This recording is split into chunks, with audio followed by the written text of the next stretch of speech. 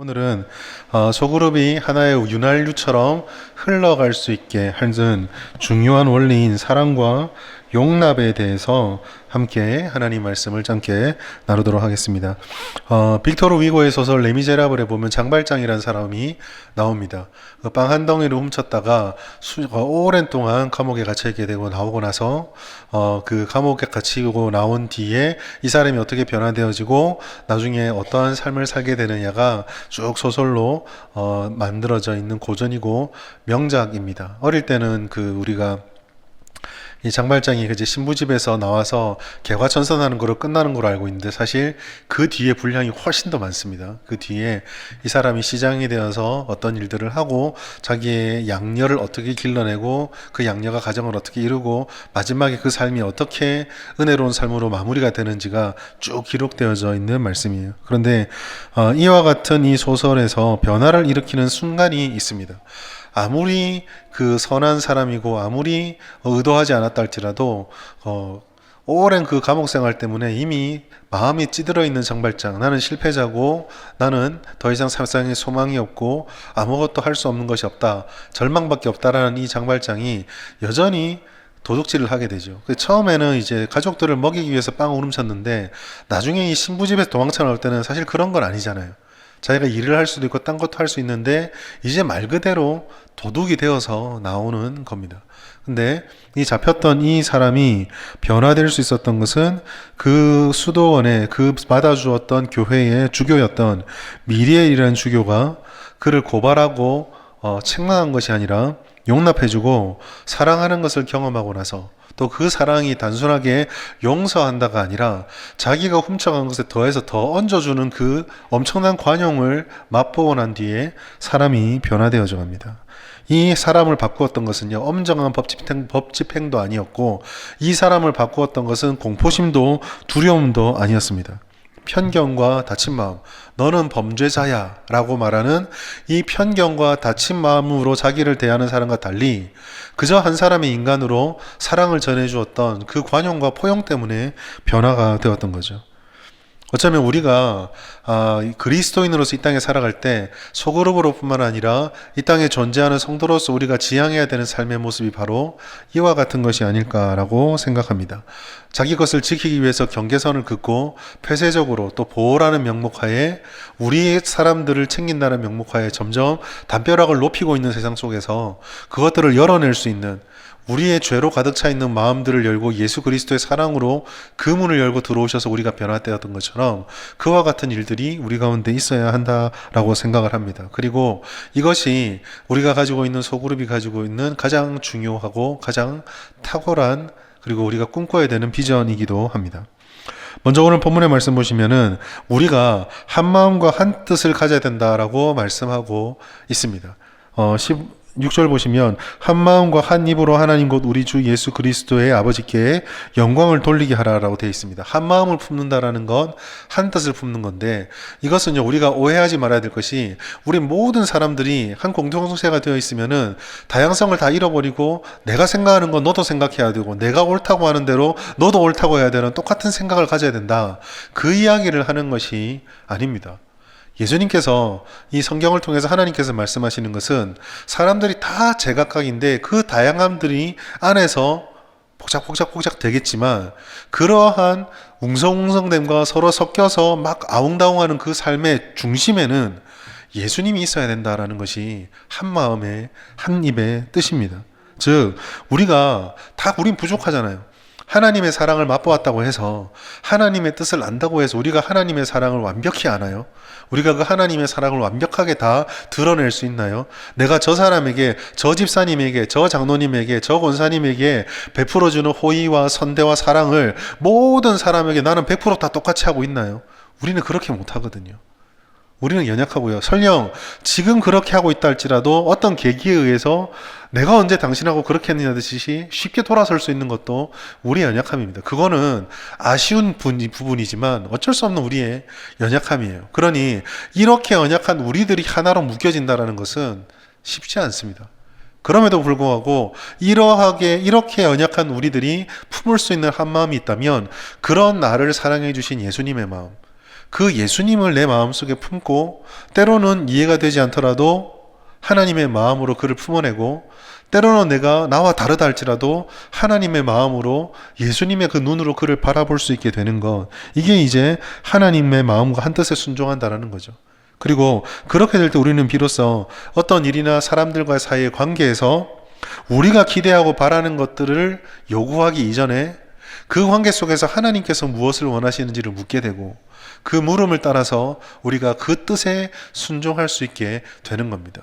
내가 생각하는 방식으로 내가 살았던 경험으로는 이게 쉽게 받아들여지지 않지만 하나님의 뜻이라면 말하고 싶다가도 멈추게 되고 하지 않을 행동도 하게 되고 이러한 순종의 모습으로 바뀌어지게 된다는 거죠. 우리가 공동체로서 이루어가는 하나됨은 바로 이와 같은 것입니다. 모든 다양성과 모든 개성들이 다 말살되어 버리는 것이 성경에서 말하는 하나됨이 아니라 그게 우리들이라는 것을 겸손하게 인정하며 그러함에도 불구하고 우리의 하나가 우리의 주가 되시는 예수님을 어떻게 우리 이 다양한 모습으로 높여드릴 수 있을 것인가, 예수님을 주님으로 제1 원리로 드러낼 수 있을 것인가를 고민해야 된다는 거죠. 공동체는 우리가 소그룹을 통해서도 꿈꿔야 되는 것은 바로 여기에 있습니다.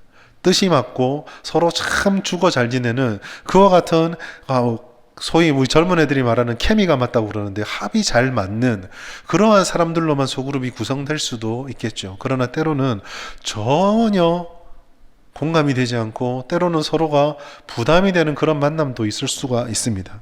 그럴 때 우리는 하나님께 영광을 돌리기 위한 개모임 하듯이 우리의 목적을 위해서 모임을 하는 것이 아니라 우리를 하나님의 자녀로 삼아주셨던, 하늘나라에 전혀 어울리지 않는 우리를 하늘나라의 백성으로 삼아주셨던 그 하나님을 쫓아서 용납하고 받아들일 수 있는 예수의 마음을 우리가 가져야 되는 거죠. 소그룹에서는 이 훈련과 이것을 목표로 해야 됩니다. 그리고 여기서부터 자연스럽게 이어지는 것이, 그렇기 때문에 예수님의 마음, 예수님의 기준이 나의 기준이 되기 때문에 이처럼 이해되지 않고 서로 다른 모습임에도 불구하고 용납할 수 있기를 힘써야 한다는 것입니다. 이 용납은요, 누군가에게 강요하거나 누군가에게 더 큰 책임이 있는 것이 아닙니다. 모두가 함께 용납하고 모두가 함께 서로를 품어야 하는 거죠. 공동체에 있는 누구도, 저 같은 사람도 마찬가지고요. 누구나 다 마음 먹고 약점을 잡거나 마음 먹고 흠거리를 찾으려고 하면은요, 사실 마음 먹을 필요도 없죠. 단점들은요, 너무 쉽게 다 드러나고 너무 쉽게 보여집니다. 사람인 우리의 눈으로 바라볼 때 봐도 그런데 완전하신 하나님께서 모든 것을 꿰뚫어 보신 하나님 우리를 바라볼 때 얼마나 그런 게 더 잘 보였겠어요. 그럼에도 불구하고 하나님께서는 그들을 하나님의 자녀로 삼아주셨습니다. 여러분, 12명의 제자를 부르시는 장면들을 여러분 한번 예수님이 되어서 들어가 보십시오. 첫 번째 부른 베드로, 이건 내가 나중에 배신하는데. 나머지 야고보, 요한, 제자들 다 보십시오. 도마, 내 눈에 안 보여주면 절대로 못 믿겠다. 가돌 유다, 전에 배신할 건데. 다 보이는데 하나님께서 변화된 베드로, 완성된 요한, 성화되어서 순교자의 준비가 기꺼이 되어 있는 도마를 부른 게 아니라 아무것도 없고 천지를 모르는 그 베드로, 야고보, 요한을 제자로 부르셨거든요. 하나님께서 용납하신 거죠. 이 기준이 차야지만 된다가 아니라 그러할지라도 내가 너를 받아들이고 내와 함께 버텨고 품어가겠다라고 말씀하신 겁니다. 여러분, 예수님께서 우리를 이렇게 조건 없이 우리를 받으셨다면 우리도 차별 없이 열린 마음으로 지체를 받기를 힘써야 합니다. 물론 쉽지 않죠. 모든 사람이 우리가 똑같은 친밀함을 가질 수 있는가? 사실 우리가 이상적으로는 그렇게 되기를 바라고 있지만 힘듭니다. 혹 여러분들에게 조금의 자유함을 주자면 그렇지 못하기 때문에 내가 참 너무 부족한 게 아닌가라고 생각하신다면 그 마음, 내가 아직도 이렇게 부족하구나라고 하는 그 마음은 너무 하나님께서 기뻐하실 것 같아요. 그러나 여러분, 그런 상황이 있다고 해서 여러분을 너무 힘들게 몰아붙이지는 마십시오. 사람의 관계도 한 번에 다 완성되는 것은 아닙니다. 어떤 누군가는 더 빨리 가까워질 수도 있지만 어떤 누군가와는 조금 더 어렵게 돌아가면서 천천히 관계가 이어져 갈 수도 있는 거죠. 그러니까 중요한 것은 방향성입니다. 우리가 차별 없이 예수님 마음으로 그래도 내가 품어내고 인내하고 이해하고 사랑하고 섬겨가며 이 관계를 만들어 가겠다라는 주님 앞에 부끄럽지 않은 관계로 내가 그렇게 먼저 관계를 맺는 자로, 그리고 나도 또 누군가로 그 누군가에게 그렇게 용납이 되고 있을 테니 나도 그렇게 누군가를 용납하는 자로 서겠다라는 것이 중요한 것입니다. 여러분, 우리가 살아간 이 세상은요, 굉장히 친밀한 관계들도 많이 있습니다. 여러분, 우리가 예수 믿지 않은 사람들은 세상에서 전혀 이런 관계를 누리지 못한다고 생각하시는데 그건 되게 좀 오해인 것 같아요. 적어도 제가 생각할 때는 예수 믿지 않은 사람들도 예수를 믿지 않아서 그 삶의 본질에는 다가가지 못하지만 죽고 못 사는 너무 친한 관계들이 얼마나 많은지 모릅니다. 뭐 교회 다니는 우리들만 우리 이웃이 어려움에 처하면 지갑을 열고 마음을 여나요? 그렇지 않잖아요. 예수 안 믿는 사람들도 어려움을 당한 이웃집을 위해서 자기 집을 열고 지갑을 열고 아이들을 대자로 대녀로 양육을 하며 양녀로 삼가는 일들도 얼마나 많이 일어나는 거예요. 우리가 달라진 것은 그러한 것들이 아무리 넘을 수 없는 한계가 우리 가운데 그 관계에 찾아온다 할지라도 우리를 사랑하신 예수님의 그 사랑을 기억해서 이 관계가 오늘 여기서 끝나는 관계가 아니라 영원히 주님의 나라까지 같이 가는 관계를 가지고 예수 앞에 부끄럽지 않은, 우리 서로 만족하는 관계가 아니라 주님 앞에 부끄럽지 않은 모임과 관계들을 만들어 간다라는 거죠. 그 관계는요, 잘못을 해도 부족함이 있어도 얼마든지 그것을 유지해 갈 수 있는 평안의 마음의 관계입니다. 나도 부족하고 당신도 부족하고 우리 모두가 부족한데 이 부족한 우리를 예수께서 우리가 받아주셨으니 우리도 서로의 부족함을 용납합시다. 기다립시다. 라고 하는 것입니다.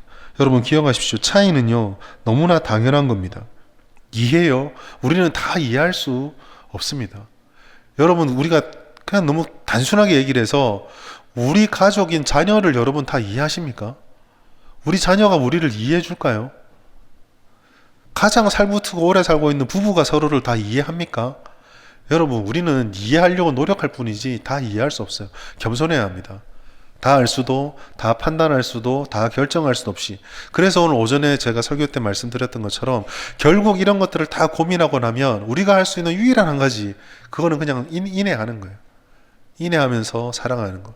여러분, 이것도 사실은요, 우리만 깨달은 게 아니라 조금만 세상을 바라보는 이치로도 깨닫는 겁니다. 여러분, 그 유교의 오륜 5가지 윤리 있죠. 인, 이, 예, 지, 신. 여러분, 인, 의, 사람 관계의 예와 의로움을 쫓아온 이 의, 첫 번째가 아닙니다. 첫 번째가 뭐죠? 인자함이에요. 광용과 품어줌과 함께 그 모든 모습들을, 부족함들을 견뎌내고 품어주는 이 인이 있어야 의로움도 세워지고 예도 의미가 있다는 것이 오륜에도 나타나거든요. 성경도 마찬가지입니다. 성경도 우리에게 말씀해 주시는 게 그거예요. 의를 추구해야 되지만 연약함을 붙들어내고 고쳐내가야 하지만, 그럼에도 중요한 것은 반드시 고치겠다, 반드시 바꾸겠다가 아니라 그럼에도 불구하고 사랑하겠다라는 인애, 헤세드가 있어야 공동체가 바로 세워져 갈 수가 있는 것입니다. 있는 모습 그대로 찬양하는 것처럼 품어내는 거죠. 오늘 우리가 이 모임을 통해서 여러분 나눔지도 여러분들에게 아마 오늘 제공이 될 테지만 거기에서 우리가 어떻게 할 것인지를 고민하고 나아갔으면 좋겠어요. 개인적으로는 우리가 참 다르다라는 것을 머리로는 알잖아요. 내 삶으로 나와 성향이 다른 사람들, 내가 이해되지 않고 받아들이지 않는 사람들에게 내가 어떻게 반응하고 대응하고 있는지를 한번 돌아보십시오. 내 안에 다친 마음이 있어서 그런 모든 상황들에 대해서 지나치게 냉정하거나 지나치게 견고하거나 지나치게 굳어져 있진 않은지를 한번 살펴보십시오. 그리고 그러한 나의 상황들을 예수님 앞에 딱 들고 가셔서, 예수님, 참 내가 지금 이 상황에서, 이 사람 사이에서, 이런 모습에서 이런 굳어짐이 있습니다. 하나님 어떻게 할지를 깨닫게 해주시고 나를 바꿔주십시오라고 기도해 보십시오. 그리고 오늘 구역에서는요, 공동체적인 영역을 좀 더 고민했으면 좋겠습니다. 구역의 소그룹이 생명의 핵심은 언제든지 새로운 이들에게 대해서 열려 있어야 합니다. 그래서 새롭게 참석하거나 새롭게 함께 편입되는 우리 구역원들이 소외되고 있지는 않은지, 혹은 우리 구역은 너무 우리끼리의 결속력이 너무너무 단단해서 다른 이질적인 분들이 들어오기가 쉽지 않은 구역이 되어 있지는 않은지를 돌아볼 필요가 있습니다. 소그룹이 가지고 있는 포용력들이 극대화되고 어떠한 사람들도 품어낼 수 있는, 그래서 싸늘하게 식어있는 한 사람이 들어오면은 온 구역원들의 멤버들이 그 뜨거움들을 그를 덮어서 다시 데워낼 수 있는 그와 같은 포용력이 있어야겠습니다. 어떻게 이런 것들을 할 수 있을지를 고민하는, 그래서 우리 진주성북교회 구역이 우리끼리 좋은 구역이 아니라 언제든지 다른 이들을 품어낼 수 있는 구역이 되어서 조금 물렁물렁한, 경계선이 물렁물렁한 구역이 되었으면 좋겠어요. 누구나 들어올 수 있고. 그래서 이 구역을 통해서 하나님께로 인도되어지는 일이 많았으면 좋겠습니다. 오늘 설교 제목을 사랑과 용납이라고 하였습니다. 사랑과 용납은 두 가지가 아니에요. 사랑하지 않으면서 용납할 수 없고요. 사랑한다고 하면서 용납하지 않는, 품지 않을 수는 없는 것입니다. 그래서 사랑의 다른 이름이 용납, 관용이고, 용납과 관용의 다른 이름이 곧 사랑입니다. 우리가 오늘 이 말씀을 기억하시면서 예수님의 사랑과 용납으로 우리 구역뿐만 아니라 우리 성도들의 마음이 다 열리고 뜨거워져서 모든 사람들을 품어내고 예수께로 인도할 수 있는 그런 소그룹과 우리 모든 성도님들의 삶이 될 수 있기를 예수님의 이름으로 축복합니다.